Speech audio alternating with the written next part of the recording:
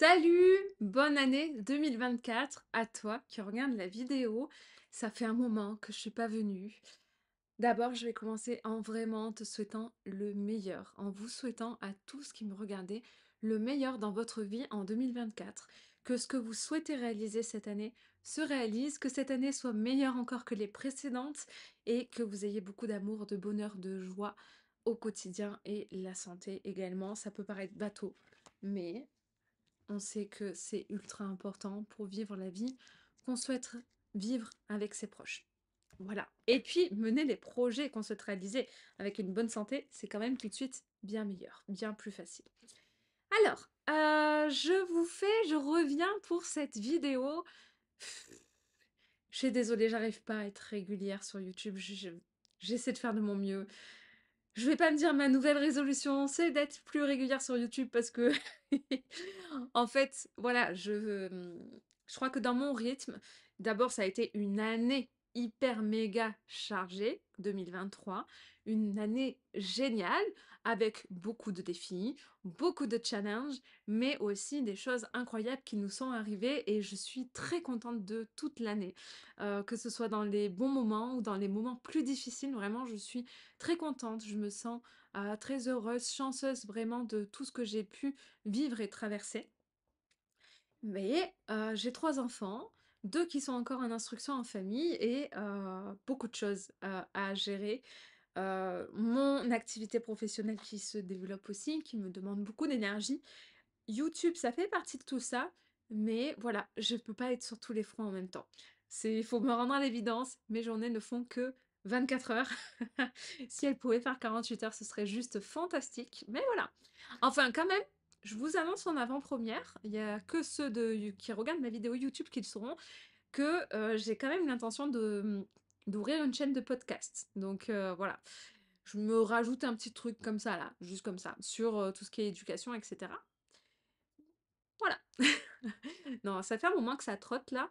J'avais essayé de tourner une vidéo et puis j'ai tout enregistré, enfin une vidéo, un audio, j'ai tout enregistré et il se trouve que quand j'ai regardé le temps qui a été enregistré, c'était bon.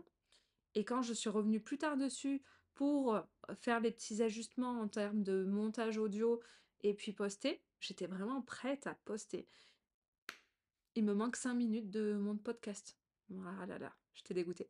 Mais c'est pas grave, parce que je me dis que si ça s'est passé comme ça, c'est que ce n'était pas encore le bon moment pour le faire, et que tout est juste et tout arrive quand c'est le bon moment. Donc voilà, en tout cas, vous avez l'info en avant-première, ça va venir cette année, c'est certain. Il y a beaucoup de choses qui ont changé. Je sais que vous êtes nombreux à attendre la suite de ma vidéo sur comment ça s'est passé quand on a quitté Québec pour aller nous installer en Ontario. Donc là, je suis dans ma maison en Ontario. Tout se passe bien. Vraiment, tout se passe bien. Je vais prendre le temps de vous faire la suite. D'ailleurs, j'ai participé il n'y a pas longtemps à un workshop. Workshop. Et j'arrive pas à le dire. Bref, un atelier de travail avec je crois que j'ai besoin de dormir. Comment il s'appelle déjà? Punaise, c'est un truc de fou là. David Laroche, voilà, David Laroche. Avec David Laroche. Donc il a fait un work, je vais pas le redire, un atelier de travail avec un tas de personnes. On était très très très nombreux. Ça, tout ça là, c'est le résultat de 4 heures. Là, il y a, je crois, 14 pages, 13 pages de, voilà, 4 heures de travail sur faire le bilan de son année 2023 et puis voir ce qu'on souhaite pour cette année 2024 et notamment pour le premier trimestre 2024. Donc j'ai fait tout ça, c'était hyper méga intéressant et je me suis posée pour beaucoup de choses et je pense vous faire, je sais pas, je pense je vais le faire, ça c'est certain, et je vais pas le faire en juillet, genre. Je pense faire ça le week-end prochain, parce que là on est dimanche. Je vais avoir les enfants après toute la semaine, il y a la reprise de l'école, tout ça. Week-end prochain, tous les week-ends en fait, c'est mon moment où je sais que j'ai quelques heures où je peux travailler toute seule et m'organiser comme je le souhaite. Donc j'ai quelques petits trucs qui sont déjà prévus, mais je vais caler un moment où je fais une vidéo YouTube spécifiquement pour vous raconter la suite et faire un bilan de cette année 2023 ou alors ce sera une autre vidéo, je sais pas. Non, peut-être, ce sera une autre vidéo ça. En tout cas, je vais vous raconter la suite, ça c'est sûr. Donc, en attendant, il y a eu beaucoup de choses. Il y a eu beaucoup de choses pour moi dernièrement. J'avais mis un peu en pause pendant quelques mois avec l'installation au Canada et toutes les aventures qui nous sont arrivées et l'adaptation, etc. J'avais mis un peu en pause mon activité à moi, à part mes partages, mais sinon j'avais vraiment mis en pause tout ça. Surtout que en France, je faisais des choses, mais là je devais tout reprendre quelque part à zéro, en tout cas reconstruire différemment. J'ai ma base, mais reconstruire différemment parce que les personnes qui me suivent sont en France, je peux plus faire de choses en présentiel, donc ça va être surtout du en ligne. Peut-être ici, je vais construire quelques petites choses aussi. J'ai quelques opportunités qui ont l'air d'émerger. En tout cas, j'ai donc commencé à travailler en cette fin d'année sur les formations en ligne, sur les accompagnements en parentalité, sur le human design. Je pourrais vous faire une vidéo autre où je vous parle de tout ça plus précisément. J'ai aussi partagé, et c'est ce dont je voulais vous parler aujourd'hui, cette roue des émotions ici. Et ça, c'est un outil que j'ai créé. On en utilisait un autre avant avec les enfants, et puis j'ai un peu modifié, fait tout ça à ma sauce. Et voilà ce qui est sorti et ce que j'utilise à présent avec mes enfants. Et en fait, cet outil, je le mets à disposition gratuitement pour tous ceux qui le souhaitent. Donc, je vais vous mettre le lien en dessous de la vidéo, en descriptif. Et ainsi, vous pourrez, si vous le voulez, le télécharger pour l'utiliser vous-même avec vos enfants et vous aurez un mode d'emploi pour savoir comment vous en servir. Vous voyez qu'il y a différentes zones représentées par des couleurs et des personnages. Voilà, je peux t'écouter, je peux parler, je peux m'écouter, je peux demander de l'aide, je peux, voilà, dire, crier stop. Là, c'est que, à un moment donné, les signaux n'ont pas été respectés et on est allé trop loin et c'est l'explosion. Et donc ça, cet outil, en fait, je le partage gratuitement au niveau, pour ceux qui le veulent, vous l'aurez en dessous. Et il fait aussi partie d'une des formations que j'ai créées notamment, c'est accompagner les émotions de son enfant. Donc c'est une formation qui est là vraiment pour d'abord aller à l'intérieur de soi et reconnaître plus facilement les émotions, les besoins qu'on a, prendre le temps vraiment de partir en exploration dans tout ça. Parce que c'est en faisant cela qu'on va pouvoir ensuite le transmettre à nos enfants et qu'on va aussi avoir plus d'espace pour les accompagner. Et ensuite, comment faire pour les accompagner? Il y a toute cette méthode qui est transmise et des vidéos bonus. Et dans une des vidéos bonus, justement, je vais parler plus de ça et je vais expliquer précisément comment l'utiliser, mettre peut-être parler, partager des situations dans lesquelles on peut l'utiliser et expliquer tout ça de manière encore plus claire par vidéo, mais en tout cas, en attendant, il est disponible aussi pour ceux qui n'ont pas la formation. C'est sûr que la formation, il y a beaucoup plus de choses disponibles. Là, c'est juste une vidéo bonus de la formation, mais c'est une formation vraiment que j'essaye de faire la plus riche possible. Et surtout, je l'ai imaginée d'une certaine manière. Et finalement, en fait, dans tout ce que je vis au quotidien avec mes enfants, il y a des choses qui vont arriver que je vais me dire d'un coup, oh, mais ça, il faut que j'en parle, il faut que je transmette ça aussi. Pas la situation en particulier, mais comment faire quand ce type de choses arrive et comment faire quand l'enfant est dans cet état, quelle autre solution on peut avoir pour lui, comment on peut l'accompagner au mieux, comment on peut faire pour que le quotidien soit plus simple pour lui et pour nous. Et comment on peut faire pour l'aider à exprimer tout ça parce qu'un enfant qui apprend à exprimer ses émotions de manière saine et qui développe une relation de confiance avec ses parents, et c'est un enfant qui, en grandissant dans la vie et en étant adulte, va avoir des bases incroyables que beaucoup d'adultes à l'heure actuelle n'ont pas. Donc c'est vraiment un cadeau pour lui et pour soi aussi en tant que parent parce que ça va vraiment simplifier la vie de famille et ça va aussi apporter à soi en tant que parent. Donc voilà, si tu veux une roue des émotions que tu peux utiliser avec tes enfants, même quand ils ont autour de 3 ans, même quand ils sont petits, 3 ans par exemple, eh bien, elle est disponible juste en dessous. gratuitement. Le mode d'emploi, il est complet déjà. Vraiment, j'ai pris le temps de faire un beau mode d'emploi.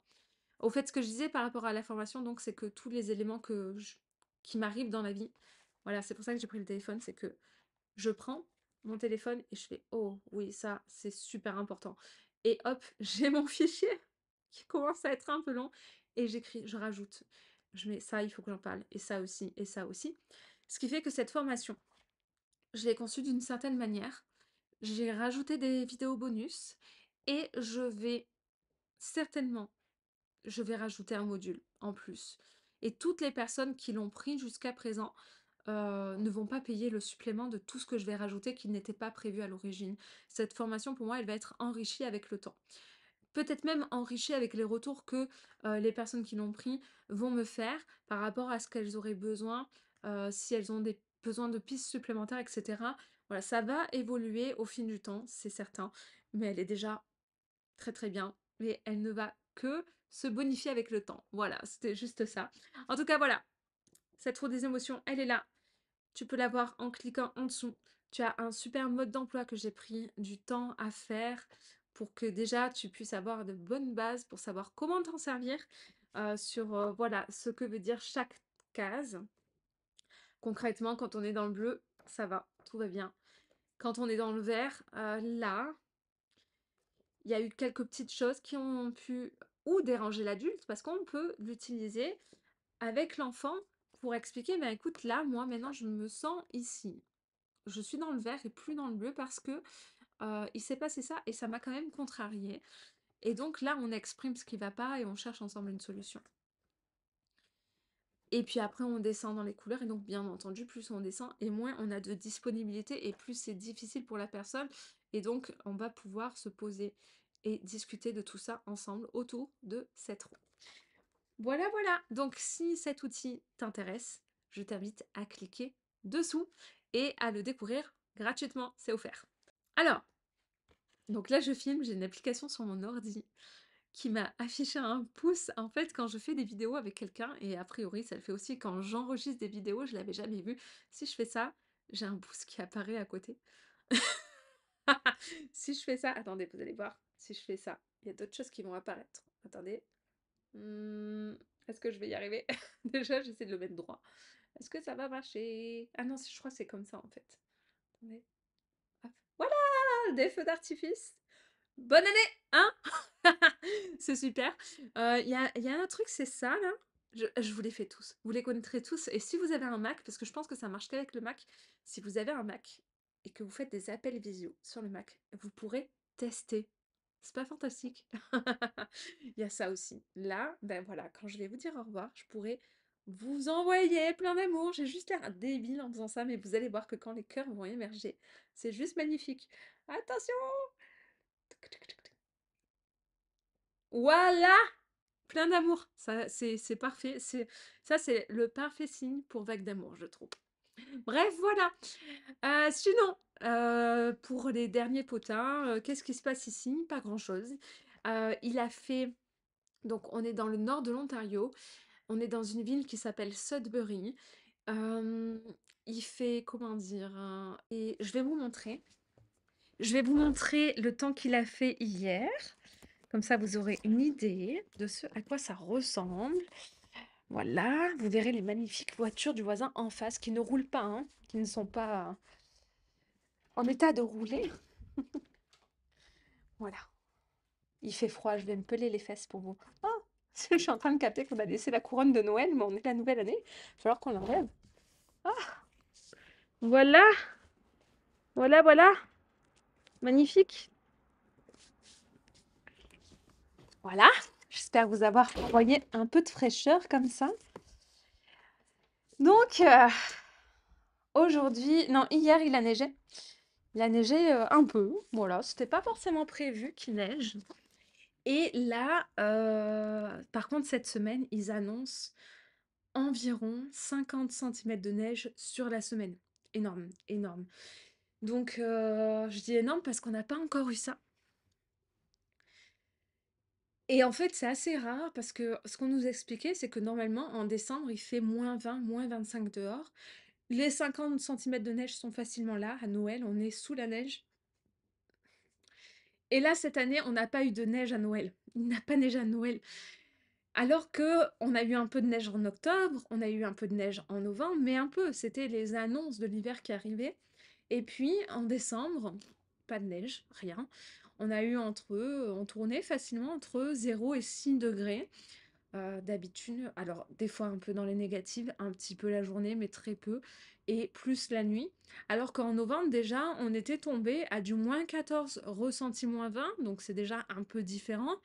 Et là, je sais pas, une vague de chaud, de chaud, chaud-froid. Bref, en tout cas, c'est bizarre.